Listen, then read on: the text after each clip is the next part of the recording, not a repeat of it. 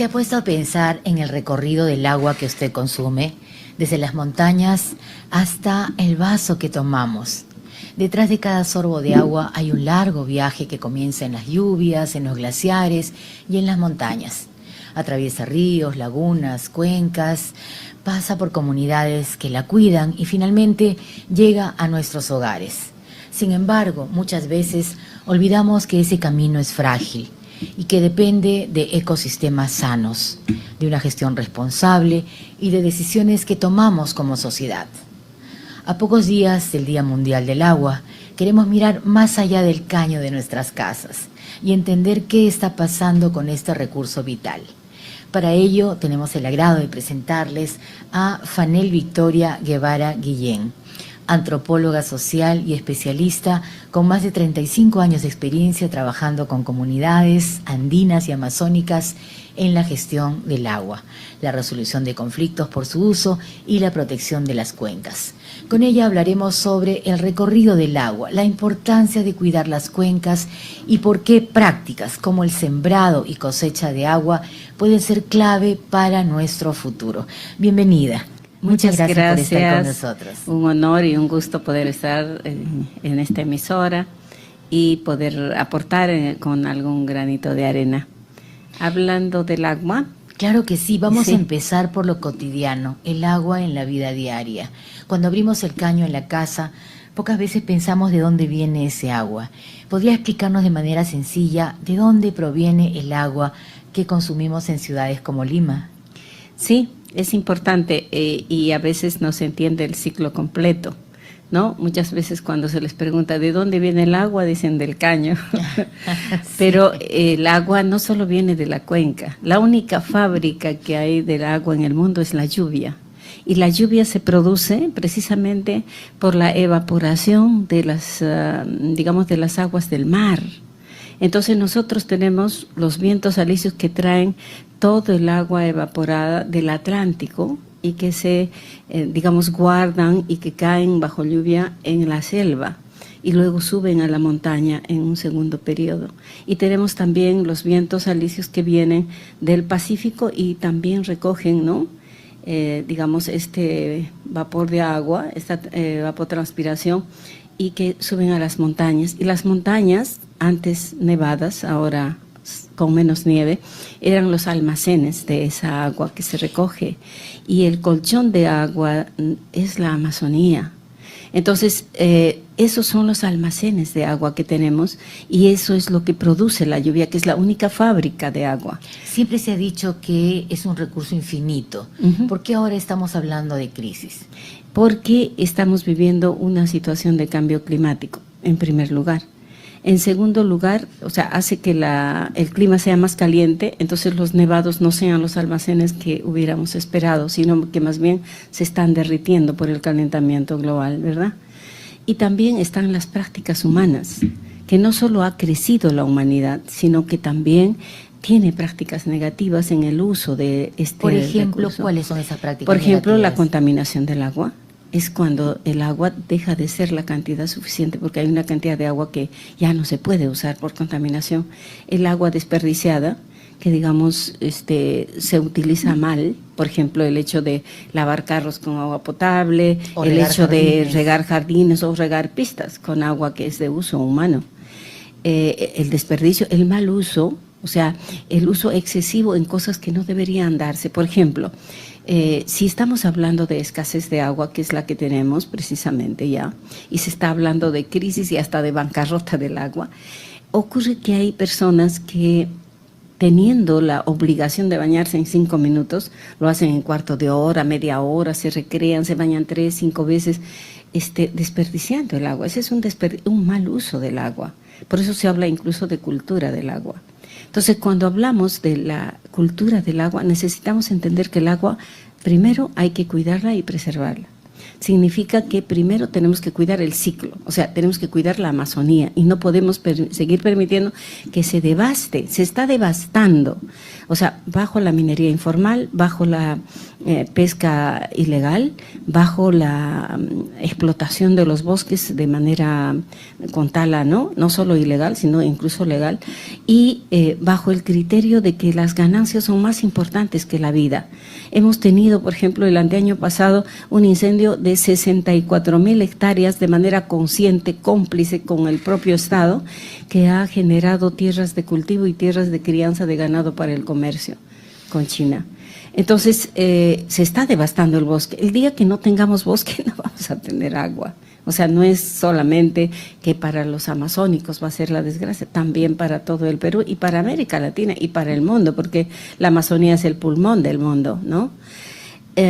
Y tenemos también, digamos, las zonas que son productoras de agua, que son las partes altas de la cuenca, donde hay fuentes que se van generando, como las lagunas, los manantiales y los nevados. Son fuentes de agua que generan las nacientes de los ríos. Entonces, eso tiene que protegerse. ¿Con qué? Con vegetación. Tenemos que vegetar todas las partes altas de las cuencas. O sea, las partes altas de donde nace el agua. Esa es la primera tarea para proteger las fuentes de agua y para garantizar que el flujo de agua no falte.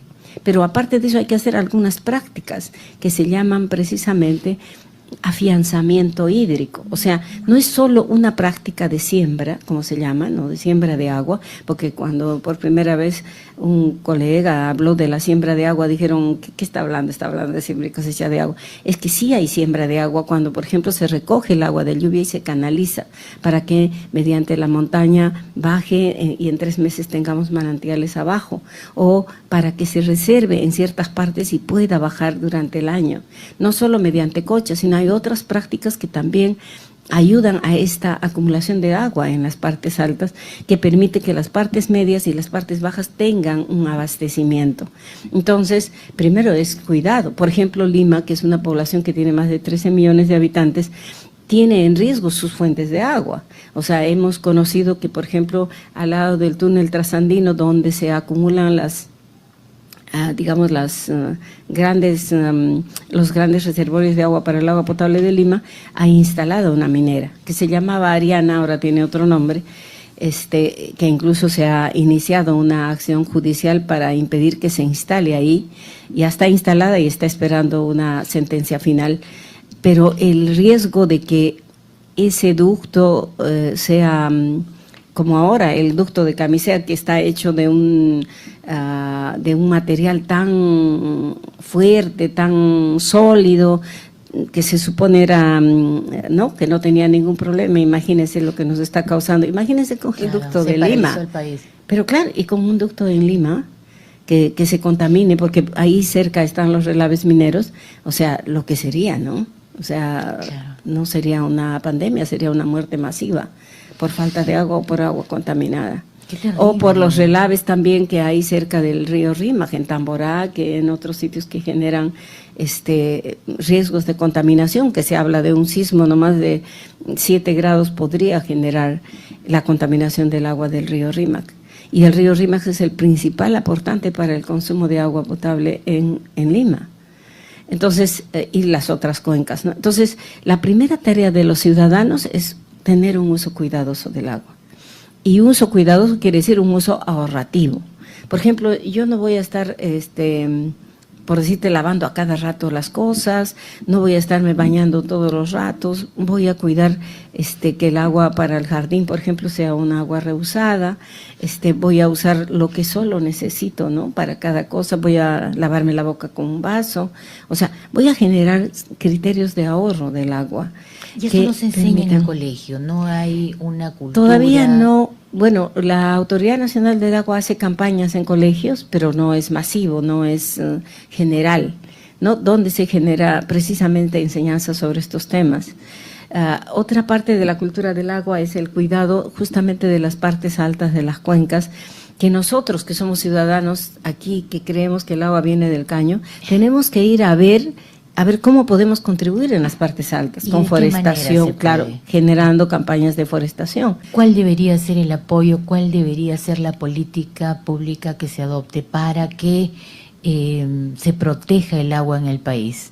Lo primero tiene que ser trabajado en educación, ¿no? Yo creo que la educación es básica, la recuperación de nuestra cultura, entonces en eso tiene mucho papel, no solo el Ministerio de Educación, sino también el Ministerio de Cultura, ¿no? Que está ocupado en otras cosas y no en recuperar nuestra cultura. También es importante que haya una unificación de las autoridades que tienen que ver con el agua. Cuando luchamos por la ley del agua, nosotros habíamos exigido que todos los sectores que tenían que ver con esto se unifiquen en uno, porque el agua es un solo cuerpo, tiene muchos usos, tiene muchos usuarios y todos deberían ponerse de acuerdo para que la cuidemos, la tratemos de una sola manera, porque es un solo cuerpo. Pero a pesar de que salió esta ley, que la han convertido en una ley de recursos hídricos, y hemos buscado que se genere una Autoridad Nacional del Agua que lastimablemente está dentro del Ministerio de Agricultura cuando debería estar fuera de ese ámbito, ¿no? Esos errores son los que nos están llevando a esta contradicción, porque ahora tenemos competencia de los usos del agua. Entonces, hay funciones, por ejemplo, productivas que tienen más preeminencia o más derecho en el uso del agua que el agua, por ejemplo, de consumo humano o de riego de las comunidades. En vez de eso, es más importante el riego para la superproducción de agroexportación. Entonces, esas competencias tienen que ser manejadas con visión de cuenca y de equilibrio y de equidad.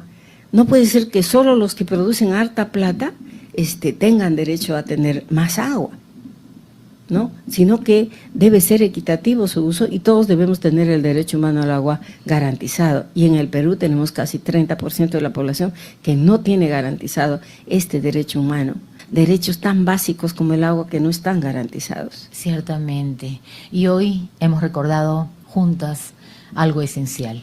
El agua no se genera en el caño de nuestras casas, nace mucho antes, en las montañas, en las cuencas, en los ecosistemas que las almacenan y en las comunidades que históricamente la han protegido. Si las cuencas se contaminan o si no aprendemos a gestionar el agua con responsabilidad, el problema ya no será lejano, llegará también a nuestras ciudades, a nuestra mesa y a nuestras familias. Nuestro agradecimiento a la antropóloga social Fanel Victoria Guevara por brindarnos esta entrevista en nuestro programa Vive y Vibra.